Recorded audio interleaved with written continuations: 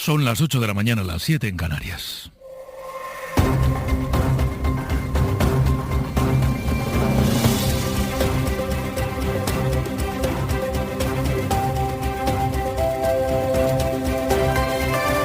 En la cadena SER, Hoy por Hoy, con Pedro Blanco.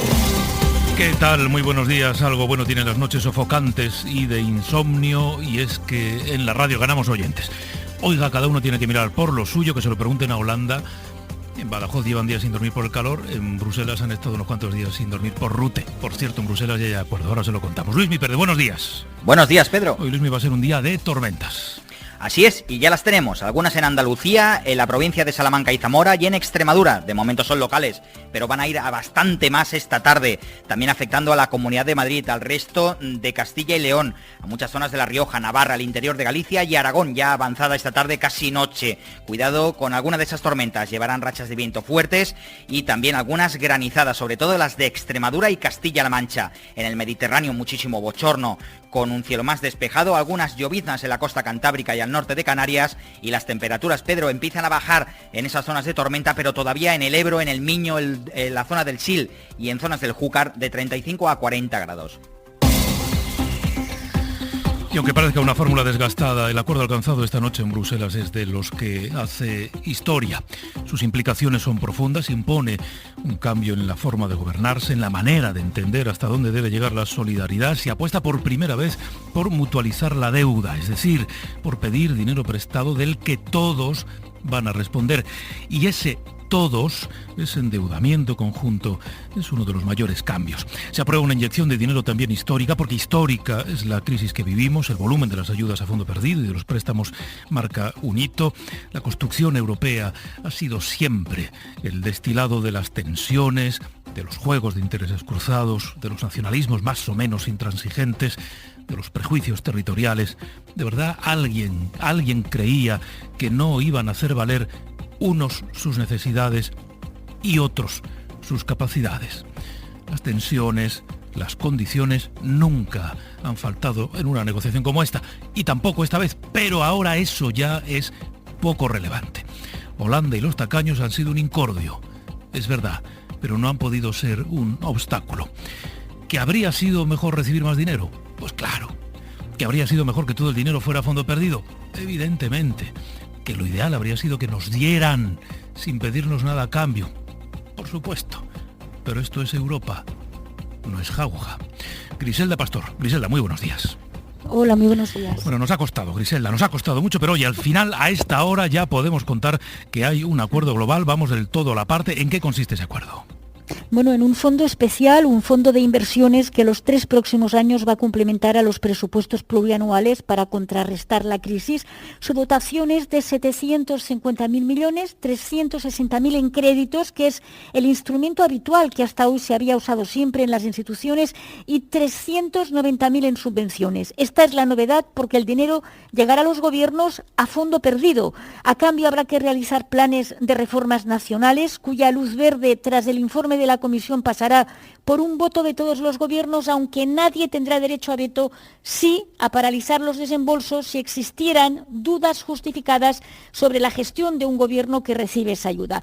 Para este proceso se endeuda el presupuesto comunitario, y esto va a requerir recursos nuevos, desde la tasa Google hasta la posibilidad que aquí se abre hoy de impulsar, después de muchos años de fracaso, el impuesto sobre las transacciones financieras. Son temas, el de los impuestos, que necesitarán otras reuniones, pero cuyo principio espera ya de manera inmediata la luz verde de los 27 parlamentos nacionales, también del Parlamento Europeo, que este próximo jueves podría ya reunir a su plenario. Bueno, el presidente español está satisfecho, más que satisfecho, con el resultado de la negociación. Incluso había cierta lírica en su valoración del acuerdo.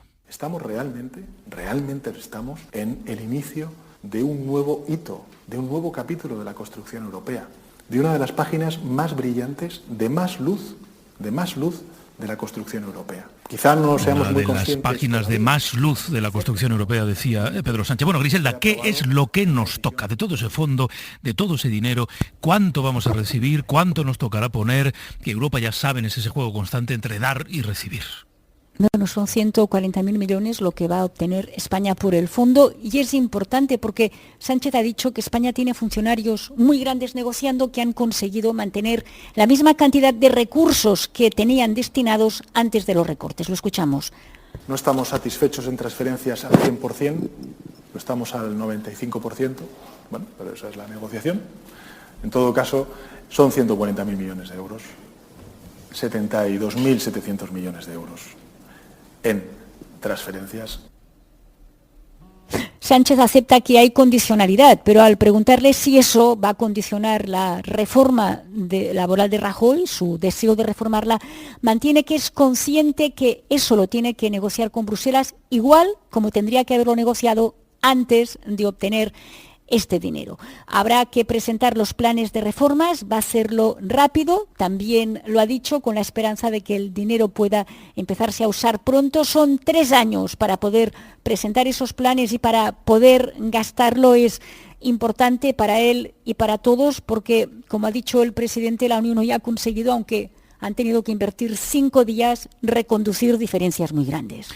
Griselda, contigo volvemos a partir de las 8:30 ya con un poco más de calma en el tiempo del abierto. Gracias, Griselda. Hasta luego.